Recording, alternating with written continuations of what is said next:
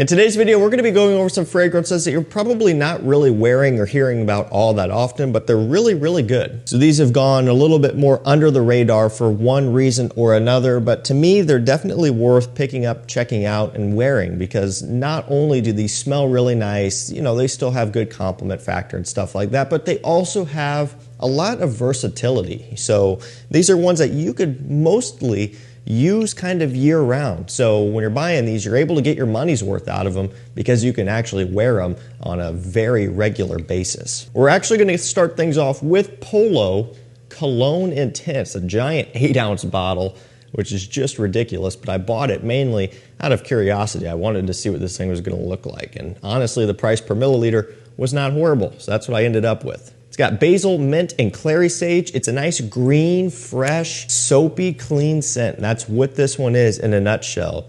It smells really, really nice and classy, you know, and it really doesn't cost a lot of money either. To me, it smells a little bit more expensive than what you're actually paying up for it. Nice green-based scent here, which, you know, especially compared up against a lot of modern-day releases, now this is kind of different. You know, we're used to sweeter type of scents. We're used to bubblegummy scents as well. And when it comes to fresh fragrances, we're kind of used to that, you know, YSL-Y type of aromatic smell and stuff like that. This is aromatic, but again, it's in more of a green way. To me, more of a traditional smelling scent. It's Polo Cologne Intense, but it looks kind of like the Polo Green bottles, and you guys know Polo Green, kind of a classy, iconic scent that dates back a ways too, kind of in a similar category to that, but it's modernized and refreshed Polo Green is kind of how I guess we can really look at this one to narrow it down. But you're getting something that, again, is just soapy and clean and fresh without being something that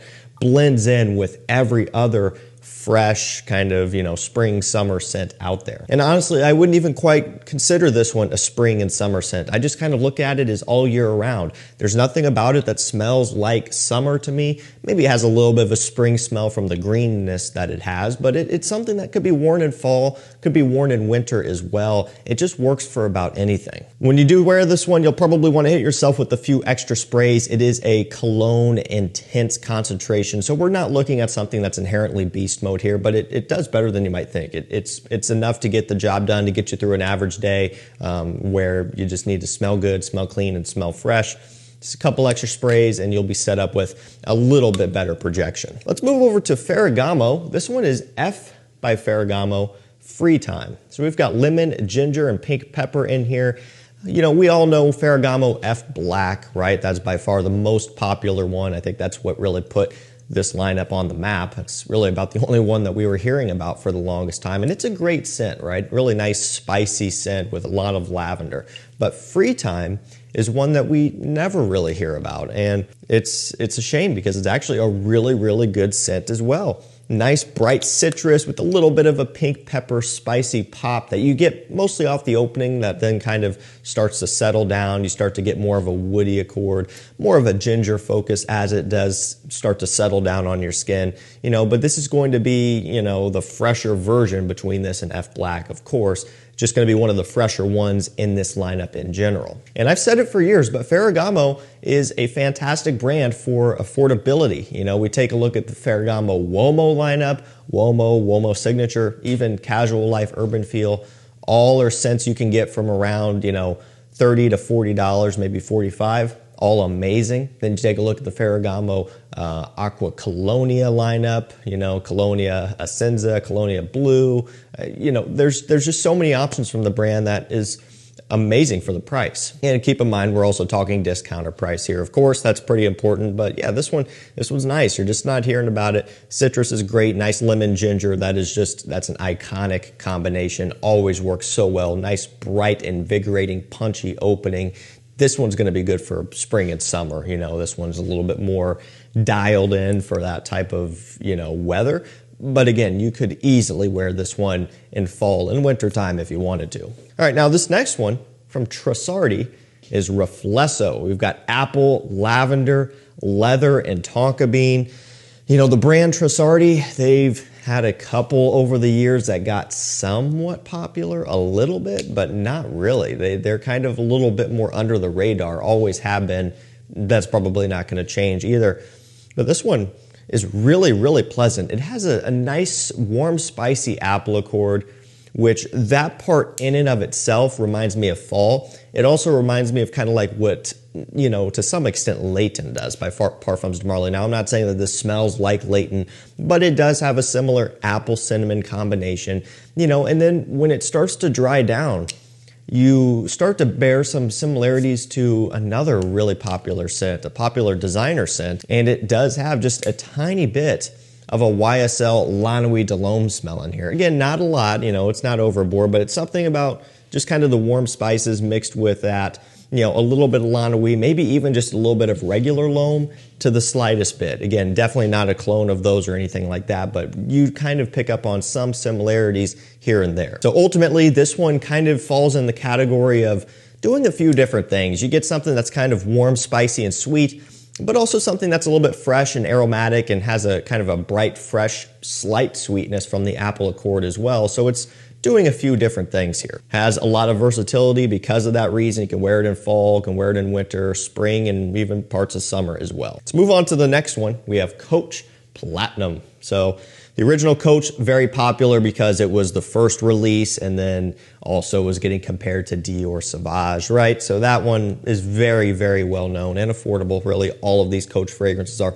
But Coach Platinum is one that you have heard about here and there, but to me, is severely underrated even still. So this one has vanilla, has cashmere, has some black pepper, some vanilla, and pineapple as well. And so the way I describe this one is it's like a sweet smelling Sauvage. So remember, this is still a Coach.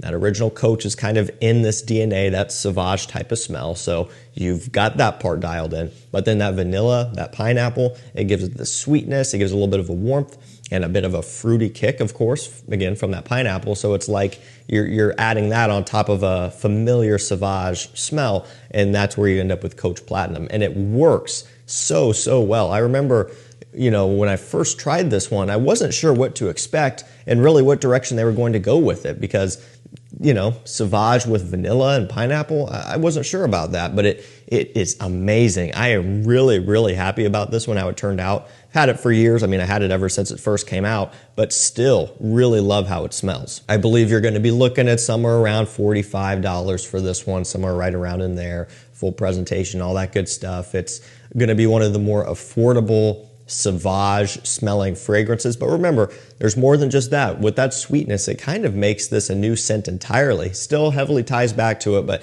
gives it a twist that we haven't gotten really anywhere else, and it works really well. Because of that, you can extend this one into fall and winter and have the performance and the depth to do so. You know, really, really hot summer days, it wouldn't be my first choice, but for most of spring, this one would probably work really well also. This next one is Tumi Awaken Distilled. We've got amberwood, cedarwood, patchouli, and bergamot. Smells wonderful.